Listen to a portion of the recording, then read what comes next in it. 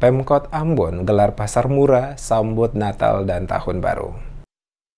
Pemerintah Kota Ambon melalui Dinas Perindustrian dan Perdagangan mengadakan pasar murah dalam rangka menyambut Natal dan Tahun Baru dengan menyediakan berbagai kebutuhan pokok masyarakat. Penjabat Wali Kota Ambon, Bodwin Watimena, saat memberikan keterangan kepada sejumlah wartawan menjelaskan, gelaran pasar murah oleh pemerintah Kota Ambon adalah kegiatan rutin yang dilakukan pada setiap jelang perayaan hari-hari besar keagamaan. Pasar murah kali ini dilaksanakan selama 2 hari dari tanggal 12 hingga 13 Desember 2023 pada 2 lokasi yang berbeda, yakni di kawasan Kecamatan Nusaniwe dan Kecamatan Sirimau Kota Ambon yang dikhususkan bagi warga kota yang akan merayakan Natal. Sejumlah bahan kebutuhan pokok masyarakat dijual pada lokasi pasar murah, mulai dari beras, minyak goreng, tepung terigu, susu kaleng, gula pasir, mentega, dan telur ayam ras, di mana harga yang dijual ke masyarakat di bawah harga yang ada di pasaran. Bodwin mengatakan dengan adanya gelaran pasar murah, diharapkan dapat sedikit membantu meringankan kesulitan warga Kota Ambon untuk mendapatkan bahan kebutuhan pokok dengan harga yang terjangkau. Diakui Bodwin, hampir sebagian besar kebutuhan pokok masyarakat mengalami kenaikan harga di seluruh daerah, termasuk di Kota Ambon. Oleh karena itu, dengan adanya gelaran pasar murah lewat kerjasama Disperindak Kota Ambon dengan sejumlah distributor, maka barang yang dijual tentunya di bawah harga yang ada di pasaran saat ini. Pemerintah Kota Ambon lewat tim gabungan yang dibentuk rutin melakukan operasi pasar guna memastikan stok kebutuhan pokok masyarakat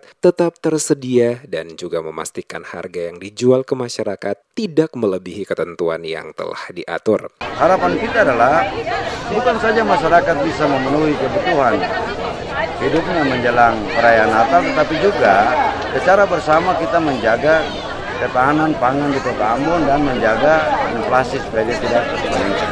Ya, seperti itu.